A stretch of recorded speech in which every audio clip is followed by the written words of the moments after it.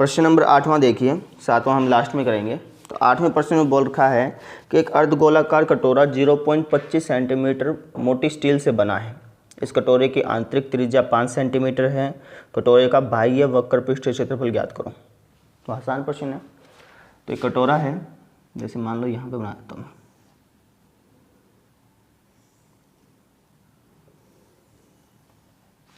ऐसे अर्धगोलाकार का। इसकी आंतरिक त्रिज्या है 5 सेंटीमीटर, ठीक है। और जो इसकी मोटाई है, मोटाई ऐसे होगी, इसको मैं बना दूँ एक बार मैं।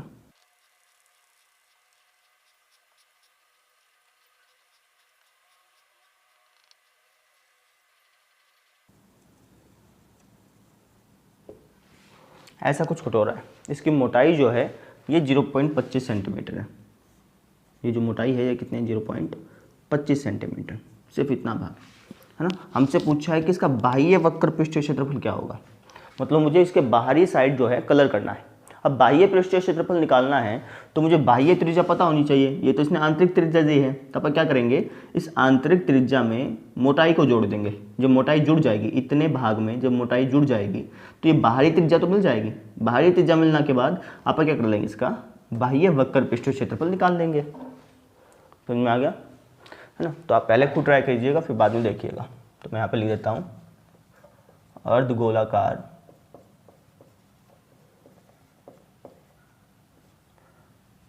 कटोरे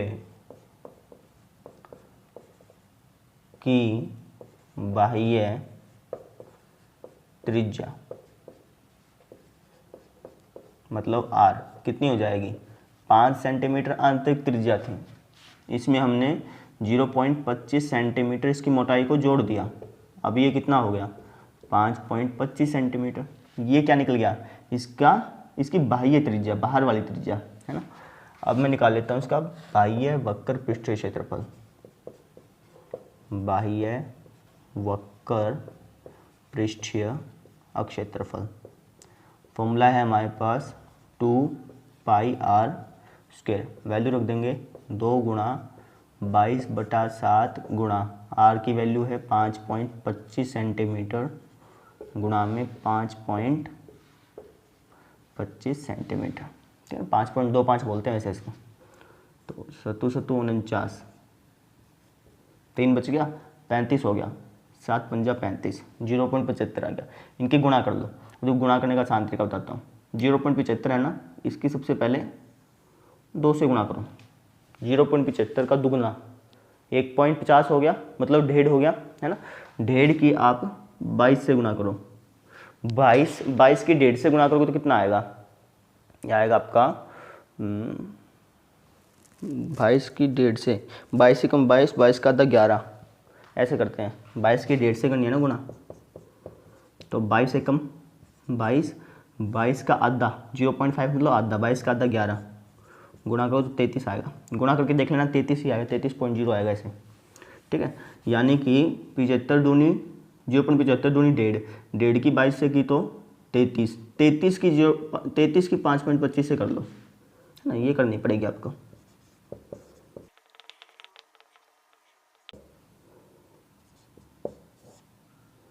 ये आ गया हमारा 173.25 सेंटीमीटर स्क्वायर। ये क्या निकल गया, इसका बाह्य वक्र पृष्ठीय क्षेत्रफल, ठीक है। अब देख लीजिए प्रश्न नंबर 9वां। प्रश्न नंबर 9वां देखो, बोल रखा है कि एक लंबवृत्तीय बेलन त्रिज्या r वाले गोले को पूर्णतः घेरे हुए है। तो एक बेलन है, मान लो ये बेलन है,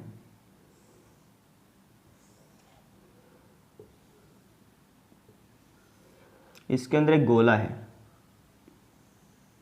गोला मतलब कंचा टाइप से, बॉल मान लो, बॉल फंसा रखी है, ठीक है। और इस गोले की त्रिज्या है r। हमें 3 चीज़ बतानी है। पहली चीज़ बतानी है गोले का पृष्ठीय क्षेत्रफल, फिर बेलन का वक्र पृष्ठीय क्षेत्रफल, फिर इन दोनों का अनुपात, ठीक है। तो पहला करते हैं गोले का पृष्ठीय क्षेत्रफल। यहाँ पर हम लिख देंगे गोले की त्रिज्या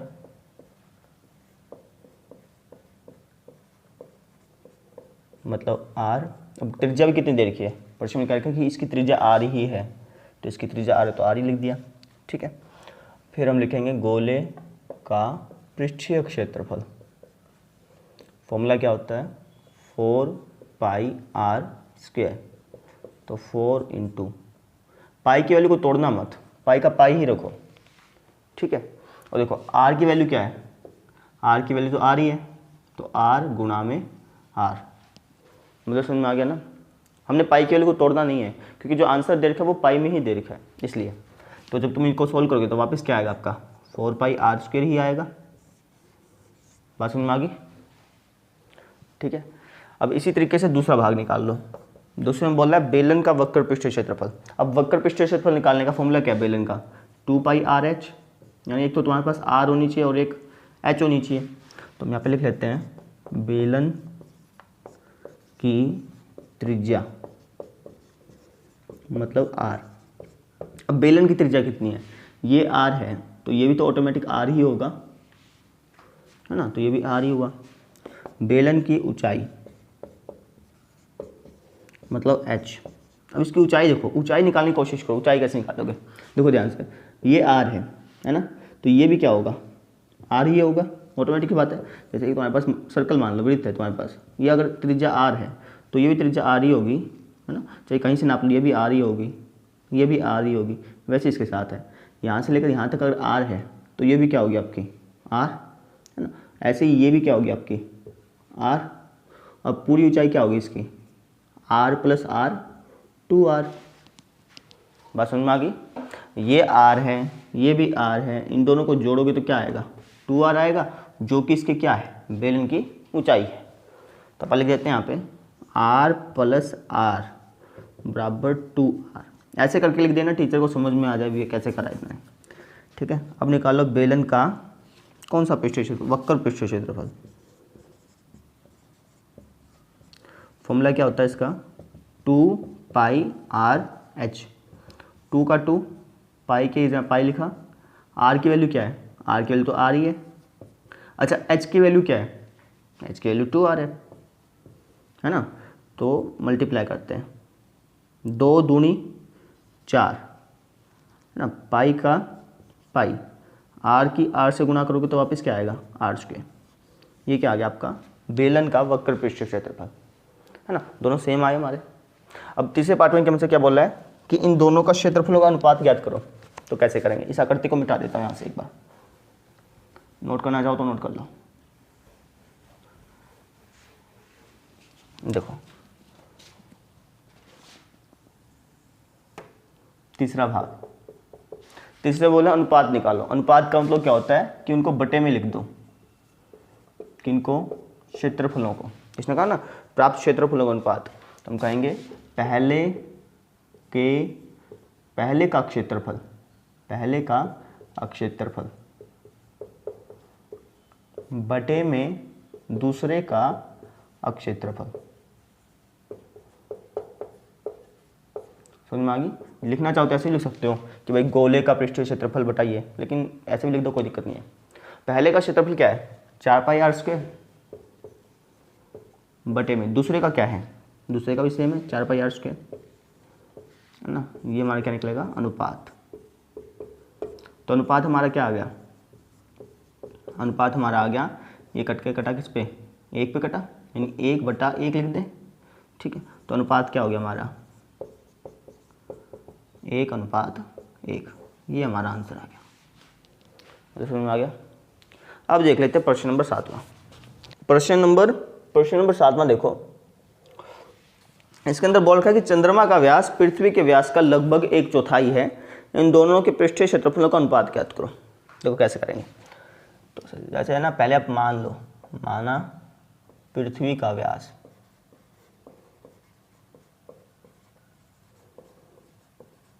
ठीक है, इसको हमने मान लिया जैसे x मान लो, ठीक। इसी तरीके से चंद्रमा का व्यास, ये क्या हो जाएगा, 1/4 कह रखा है, मतलब इसका चौथा भाग x/4। मतलब समझ में आ गया। क्या बोला था कि चंद्रमा का व्यास पृथ्वी के व्यास का 1/4 है, अगर ये x है तो ये x/4 होगा, ठीक है, उसका चौथा भाग होगा। मुझे क्या निकालना है, अनुपात निकालना है, किस किस का, पृष्ठीय क्षेत्रफल होगा, चलो अनुपात, अनुपात का मतलब क्या होता है, बटे में लिख दो इसके क्षेत्रफल को इसके क्षेत्रफल के, है ना। लेकिन प्रश्न देखो, सबसे पहले चंद्रमा का जिक्र हुआ तो अपन पहले चंद्रमा लिखेंगे, चंद्रमा का पृष्ठीय क्षेत्रफल बटे में पृथ्वी का पृष्ठीय क्षेत्रफल। ठीक है, पृष्ठीय क्षेत्रफल में क्या होता है, फॉर्मूला क्या होता है, 4 पाई आर स्क्वायर, और इसका क्या होगा 4 पाई आर स्क्वायर। अब इसकी त्रिज्या अलग अलग होगी, चंद्रमा छोटा होता है चांद से, तो इसकी त्रिज्या अलग होगी, इसकी त्रिज्या अलग होगी, तो है ना थोड़ा सा इसमें चेंजिंग ला देते हैं। चंद्रमा की त्रिज्या बड़ी है ना, तो इसको बड़ा आर स्क्वायर लिख दो ताकि गलती से काट ना दो तुम। बात समझ में आ गई ना, इसकी त्रिज्या अलग अलग है, इसलिए मैंने इसको छोटा आर लिख दिया, इसको बड़ा आर लिख दिया, कन्फ्यूजिंग ना हो। देखो 4 पाई से 4 पाई तो कट जाएगा, सेम है, इस आर से ये आर नहीं कटेगा। कारण क्या है भैया, इसकी त्रिज्या अलग है, इसकी त्रिज्या अलग है, सेम होती तो कट जाती है, अभी अलग है तो नहीं कटेगी। ठीक है, अब मुझे इसकी त्रिज्या निकालनी पड़ेगी चंद्रमा की, और इसी तरीके से पृथ्वी की। मुझे व्यास दे के त्रिज्या निकालना आसान है, निकाल लेते हैं यहाँ पे। तो पृथ्वी की त्रिज्या क्या होती है, व्यास की आधी। व्यास अगर x है तो त्रिज्या क्या हो जाएगी, x/2। ठीक है ना, उसका आधा करने के लिए 2 से भाग कर देते हैं। चंद्रमा की त्रिज्या क्या हो जाएगी, इसी तरीके से बताना एक बार। चंद्रमा की त्रिज्या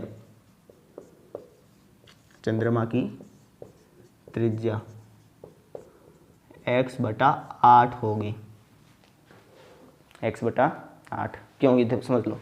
जैसे x/4 तो क्या इसका व्यास है चंद्रमा का, इसका तुम्हें आधा करना है ना, यानी तुम इसको 2 से भाग करोगे, है ना। इसको तुम ऐसे लिख सकते हो 2/1, है ना। अब नीचे ऊपरी बटे में, नीचे बटे में, तो नीचे वाला जो बटा है ना, ये ऊपर जाके उल्टा हो जाएगा। मतलब आप इसको लिखोगे x/4 गुणा में 1/2, ये आपका आएगा x/8।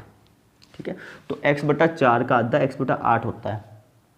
कई में से आपने ये सोचा कि x/4 का आधा x/2 होता है, नहीं, समझ रहे हो। जैसे मान लो मैं कह देता हूँ 1/2 है, 1/2 का आधा करो तो 1/2 का आधा जो है 1/4 होगा, क्योंकि 1/2 फिर 2 ये ऊपर चल जाएगा, यानी 1/2 गुणा 1/2 1/4 आएगा।